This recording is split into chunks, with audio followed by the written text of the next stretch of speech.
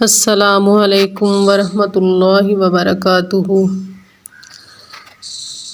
اسلام نے پڑوسی کو اتنا بلند مقام اور عالی مرتبہ عطا کیا ہے جتنا نہ اس سے پہلے کسی شریعت نے دیا اور نہ اس کے بعد ہی کوئی نظام اس کی ہمسری کر سکا ہے۔ ارشاد باری تعالیٰ ہے وَاعْبُدُوا اللَّهَ وَلَا تُشْرِكُوا بِهِ شَيْئًا وَبِالْوَالِدَيْنِ إِحْسَانًا وَبِذِي الْقُرْبَى وَالْيَتَامَى وَالْمَسَاكِينِ وَالْجَارِ ذِي الْقُرْبَى وَالْجَارِ الْجُنُبِ وَالصَّاحِبِ بِالْجَنبِ وَابْنِ السَّبِيلِ وَمَا مَلَكَتْ أَيْمَانُكُمْ۔ اور تم سب اللہ تعالیٰ کی بندگی کرو، اس کے ساتھ کسی کو شریک نہ بناؤ، ماں باپ کے ساتھ نیک برتاؤ کرو، قرابت داروں، یتیموں اور مسکینوں کے ساتھ حسن سلوک سے پیش آؤ، اور رشتہ دار پڑوسی سے، اجنبی ہمسایہ سے، پہلو کے ساتھی سے اور مسافر سے اور ان لونڈی غلاموں سے جو تمہارے قبضہ میں ہوں احسان کا معاملہ رکھو۔ رشتہ دار پڑوسی سے مراد وہ شخص ہے جس کے ساتھ پڑوس کا تعلق ہونے کے ساتھ ساتھ نسب یا دین کا بھی رشتہ ہو، اور اجنبی ہمسایہ سے مراد وہ شخص ہے جس کے ساتھ نسب یا دین کا رشتہ نہ ہو، اور پہلو کے ساتھی سے مراد ہر وہ شخص ہے جو کسی اچھے کام میں شریک اور ہمراہ ہو۔ معلوم ہوا کہ جو شخص بھی تمہارے پڑوس میں ہے تم پر اس کا حق ہے، خواہ تمہارے اور اس کے درمیان کوئی نسب اور دین کا رشتہ نہ ہو۔ بے شمار احادیث رسول میں پڑوسی کے تعلق کی اہمیت پر زور دیا گیا ہے۔ مثلا رسول اللہ صلی اللہ علیہ وآلہ وسلم کا ارشاد ہے ما زال جبریل یوصینی بالجار حتی ظننت انہ سیورثہ۔ مجھے جبریل علیہ السلام برابر پڑوسی کے ساتھ حسن سلوک کا معاملہ کرنے کی وصیت کرتے رہے، یہاں تک کہ میں یہ گمان کرنے لگا کہ وہ اسے وراثت کا مستحق قرار دیں گے۔ روح الامین سیدنا جبرائیل علیہ السلام کی زبان سے پڑوسی کو اسلام کتنے عالی اور باعزت مقام پر فائز کرتا ہے کہ سیدنا جبرائیل علیہ السلام رسول کریم صلی اللہ علیہ وآلہ وسلم کے سامنے پڑوسی کے ساتھ تعلقات استوار کرنے پر اس قدر زور دیتے رہے اور اس کے ساتھ نیک برتاؤ کرنے کی اس قدر تاکید کرتے رہے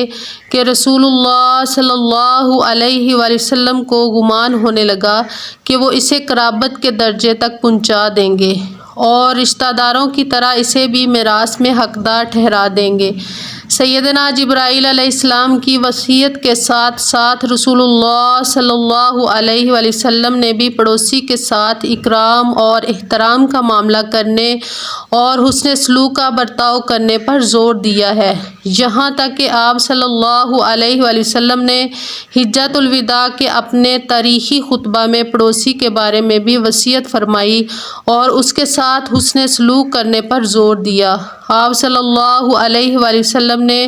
صحابی جلیل القدر ابو امامہ رضی اللہ عنہ کو اس جانب متوجہ کیا، یہاں تک کہ وہ بھی یہ سمجھنے لگے کہ آپ اسے وراثت کا حق قرار دے دیں گے۔ سیدنا ابو امامہ رضی اللہ عنہ فرماتے ہیں حجۃ الوداع میں رسول اللہ صلی اللہ علیہ وآلہ وسلم اپنی اونٹنی پر سوار تھے، اس حالت میں میں نے آپ صلی اللہ علیہ وآلہ وسلم کو فرماتے ہوئے سنا لوگو میں تمہیں پڑوسیوں کے ساتھ حسن سلوک کی وصیت کرتا ہوں۔ آپ صلی اللہ علیہ وآلہ وسلم نے یہ اتنی بار فرمایا اور اتنا زور دے کر فرمایا کہ میں سمجھنے لگا کہ آپ اسے وراثت میں حقدار قرار دے دیں گے۔ رسول کریم صلی اللہ علیہ وآلہ وسلم نے پڑوسی کے ساتھ حسن سلوک سے پیش آنے اور اچھا برتاؤ کرنے کو اتنی اہمیت دی ہے کہ اس کے ساتھ اچھا برتاؤ کرنے اور اسے تکلیف نہ پہنچانے کو اللہ تعالیٰ اور آخرت پر ایمان کی علامتوں میں سے ایک علامت اور اس کے بہترین نتائج میں سے ایک حتمی اور لازمی نتیجہ قرار دیا ہے۔ آپ صلی اللہ علیہ وآلہ وسلم کا ارشاد ہے، من کان یؤمن باللہ والیوم الآخر فلیحسن الی جارہ ومن کان یؤمن باللہ والیوم الآخر فلیکرم ضیفہ ومن کان یؤمن باللہ والیوم الآخر فلیقل خیرا او لیسکت۔ جو شخص اللہ تعالیٰ اور روز آخرت پر ایمان رکھتا ہے وہ اپنے پڑوسی کے ساتھ حسن سلوک کرے۔ جو شخص اللہ تعالیٰ اور روز آخرت پر ایمان رکھتا ہو وہ اپنے پڑوسی کے ساتھ حسن سلوک کرے۔ جو شخص اللہ تعالیٰ اور روز آخرت پر ایمان رکھتا ہو وہ اپنے مہمان کا اکرام کرے۔ جو شخص اللہ تعالیٰ اور روز آخرت پر ایمان رکھتا ہو وہ خیر کے کلمات زبان سے نکالے ورنہ خاموش رہے۔ بخاری کی ایک روایت میں ہے،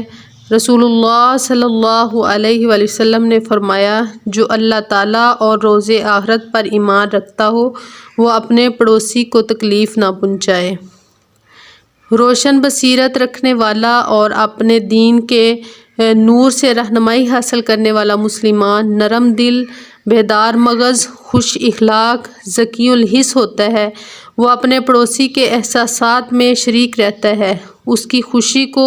اپنی خوشی، اس کی تکلیف کو اپنی تکلیف سمجھتا ہے۔ جو چیز اپنے لیے پسند کرتا ہے وہی اس کے لیے بھی پسند کرتا ہے، اور رسول کریم صلی اللہ علیہ وآلہ وسلم کے اس ارشاد کو اپنے لیے مشعل راہ بناتا ہے جس میں آپ صلی اللہ علیہ وآلہ وسلم نے فرمایا،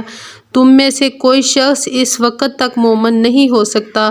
جب تک وہ اپنے بھائی کے لیے وہی چیز پسند نہ کرے جو وہ اپنے لیے پسند کرتا ہے۔ جب بھی اس کے گھر سے کسی اچھی چیز کے پکنے یا بننے کی خوشبو آتی ہے تو وہ اپنے غریب پڑوسیوں کو فراموش نہیں کرتا، ان کو بھولتا نہیں بلکہ ان کا بھی خیال رکھتا ہے۔ اس پر شاخ گزرتا ہے کہ اس کی ہانڈی کی خوشبو یا کسی چیز کے بننے کی خوشبو سے اس کے تنگ دست پڑوسیوں کو تکلیف ہو، ان میں بھی لذیذ کھانے کی خواہش پیدا ہو، وہ اپنی مفلسی اور تنگ دستی کی بنا پر اس کے حصول پر قادر نہ ہوں، جبکہ بعض اوقات ان میں نہ سمجھ بچے، مفلس، یتیم، مسکین، بیوہ اور بے بس بوڑھے ہوتے ہیں۔ سچا مسلمان ہمیشہ اجتماعی تعاون کی اس روح کو بیدار رکھتا ہے جسے رسول اللہ صلی اللہ علیہ وآلہ وسلم نے مسلمانوں کے نفس میں جاگزیں کیا ہے۔ آپ صلی اللہ علیہ وآلہ وسلم نے سیدنا ابو ذر سے ارشاد فرمایا، اے ابو ذر، جب تم شوربے والی کوئی چیز پکاؤ تو اس میں شوربہ زیادہ کر دو اور اپنے پڑوسی کا خیال رکھو۔ مسلمان اپنے پڑوسی کے ساتھ نیک سلوک کرنے کی طرف سبقت کرتا ہے اور اپنے پڑوسی کو کوئی تھوڑی چیز ہدیہ کرنے، تحفہ کرنے کو حقیر نہیں سمجھتا، جیسا کہ بعض لوگ سمجھتے ہیں اور اسے حقیر سمجھ کر اپنے پڑوسی کو دینے سے گریز کرتے ہیں، خود بھی اجر سے محروم رہتے ہیں اور اپنے پڑوسی کو بھی خیر سے محروم کرتے ہیں۔ اسی چیز کی طرف رسول اللہ صلی اللہ علیہ وآلہ وسلم نے خاص طور پر عورتوں کو خبردار کیا ہے، کیونکہ بعض اوقات وہی اپنی پڑوسنوں کو کوئی تھوڑی چیز تحفتاً دینے سے شرماتی ہیں۔ آپ صلی اللہ علیہ وآلہ وسلم نے ارشاد فرمایا، اے مسلمان عورتوں، کوئی پڑوسن اپنی پڑوسن کو کوئی تھوڑی چیز دینے میں حقارت نہ محسوس کرے، خواہ وہ بکری کا کھر ہی کیوں نہ ہو۔ یعنی کوئی پڑوسن اپنی پڑوسن کو کوئی چیز ہدیہ کرے تو اسے حقیر نہ سمجھے، وہ چیز تھوڑی اور معمولی ہی کیوں نہ ہو، جیسے بکری کا کھر۔ اس حدیث کا سیاق عام ہونے کی وجہ سے اس کا مطلب یہ بھی ہو سکتا ہے کہ قلیل چیز کو حقیر سمجھنے سے اس پڑوسن کو روکا جا رہا ہے جسے چیز دی جائے۔ اس وقت حدیث کا مطلب یہ ہوگا کہ کوئی پڑوسن اس چیز کو حقیر نہ سمجھے جو اس کی پڑوسن نے اسے تحفتاً دی ہو، خواہ وہ چیز تھوڑی اور معمولی ہی کیوں نہ ہو، جیسے بکری کا کھر، بلکہ اس کے لیے مناسب یہ ہے کہ وہ اس کا شکریہ ادا کرے، کیونکہ ہدیہ پر شکریہ ادا کرنے سے پڑوسیوں کے درمیان محبت بڑھتی ہے۔ اس کے علاوہ ہدیہ پر شکریہ ادا کرنا اسلامی اخلاق میں سے ہے۔ رسول اللہ صلی اللہ علیہ وآلہ وسلم نے اس کی تاکید فرمائی ہے اور اس کی ترغیب دی ہے۔ آپ صلی اللہ علیہ وآلہ وسلم کا ارشاد ہے، جو شخص لوگوں کا شکریہ ادا نہیں کرتا وہ اللہ تعالیٰ کا بھی شکر ادا نہیں کرتا۔ باشعور مسلمان کے ذہن میں یہ چیز رہتی ہے کہ اسلام نے پڑوسیوں کے ساتھ حسن سلوک کا حکم دینے کے ساتھ ساتھ ان کے درمیان ترتیب اور تنظیم کا لحاظ رکھا ہے۔ اسلام نے قریب ترین پڑوسی کو حسن سلوک میں مقدم رکھنے کا حکم دیا ہے۔ سیدہ عائشہ رضی اللہ عنہا فرماتی ہیں کہ میں نے رسول اللہ صلی اللہ علیہ وآلہ وسلم سے عرض کیا، اے اللہ کے رسول، میرے 2 پڑوسی ہیں، میں ان میں سے کس کو ہدیہ کروں؟ آپ صلی اللہ علیہ وآلہ وسلم نے فرمایا، دونوں میں سے اس کو جس کا دروازہ تیرے قریب ہو۔ صحابہ اکرام رضی اللہ عنہم نے پڑوسیوں کے ساتھ معاملہ کرنے میں اس نبوی ارشاد کو ذہن میں رکھا۔ وہ اپنے حسن سلوک اور احسان اکرام میں دور کے پڑوسی کو قریب کے پڑوسی پر مقدم نہیں رکھتے تھے۔ اس سلسلہ میں سیدنا ابو ہریرہ فرماتے ہیں، آدمی حسن سلوک میں دور کے پڑوسی کو قریب کے پڑوسی پر مقدم نہ کرے بلکہ قریب کے پڑوسی کو دور کے پڑوسی پر مقدم رکھے۔ پڑوسیوں کے ساتھ حسن سلوک کا معاملہ کرنے کے سلسلہ میں اس ترتیب کا مطلب یہ نہیں کہ جو پڑوسی مسلمان کے گھر سے دور رہتے ہیں ان سے منہ موڑ لے اور نظر پھیر لے، کیونکہ جو بھی اس کے گھر کے حلقہ میں رہتا ہے وہ پڑوس کے رشتے میں داخل ہے۔ اور قریبی پڑوسی کو مقدم کرنے کی ترتیب محض تنظیمی ترتیب ہے، جس میں رسول کریم صلی اللہ علیہ وآلہ وسلم نے قریبی پڑوسی کی نفسیات کی رعایت کی ہے، کیونکہ ان کے درمیان عام طور پر معاملات اور مستقل تعلقات رہتے ہیں، ورنہ پڑوس کا دائرہ اس سے کہیں زیادہ وسیع ہے۔ رسول اللہ صلی اللہ علیہ وآلہ وسلم کی خدمت میں ایک شخص آیا اور عرض کیا، اے اللہ کے رسول، میں بنی فلاں کے محلہ میں رہنے لگا ہوں، وہاں جس کا گھر میرے گھر سے سب سے زیادہ قریب ہے وہی مجھے سب سے زیادہ تکلیف پہنچاتا ہے۔ رسول اللہ صلی اللہ علیہ وآلہ وسلم نے سیدنا ابو بکر، سیدنا عمر اور سیدنا علی رضی اللہ عنہم کو بھیجا۔ وہ لوگ مسجد نبوی میں آئے، پھر اس کے دروازے پر کھڑے ہو کر زور سے اعلان کیا، لوگوں جان لو کہ 40 گھر تک پڑوس ہوتا ہے اور وہ شخص جنت میں نہیں جائے گا جس کے شر سے اس کا پڑوسی محفوظ اور مامون نہ ہو۔ اسلام نے نیک پڑوسی کو مسلمان کی سعادت قرار دیا ہے۔ اس کا پڑوسی کے لیے آنکھوں کی ٹھنڈک ہو، سعادت اور خوش بختی، راحت، آسودگی، امن و سکون، اطمینان کا باعث ہوتا ہے۔ نیک پڑوسی کی عزت، تکریم اور عظمت رفعت کے لیے یہی کافی ہے کہ رسول اللہ صلی اللہ علیہ وآلہ وسلم نے اسے مسلمان کی زندگی میں سعادت کا ایک رکن قرار دیا ہے۔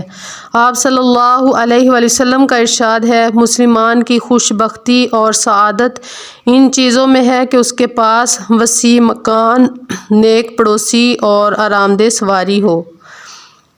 برا پڑوسی ایمان کی نعمت سے عاری اور محروم ہوتا ہے۔ ایمان مخلوق پر اللہ تعالیٰ کی سب سے بڑی نعمت ہے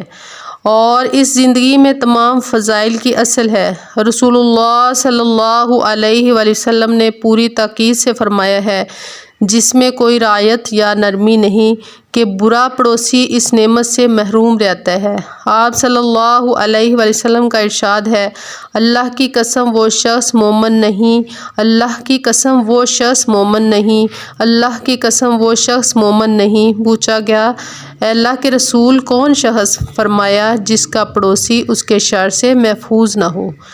مسلم کی روایت میں ہے، آپ صلی اللہ علیہ وآلہ وسلم نے فرمایا، وہ شخص جنت میں نہیں جائے گا جس کا پڑوسی اس کے شر سے محفوظ نہ ہو۔ کتنا سنگین جرم ہے جس کا ارتکاب برا پڑوسی اپنے پڑوسی کے حق میں کرتا ہے کہ وہ اس کے ساتھ برائی سے پیش آتا ہے۔ یہ جرم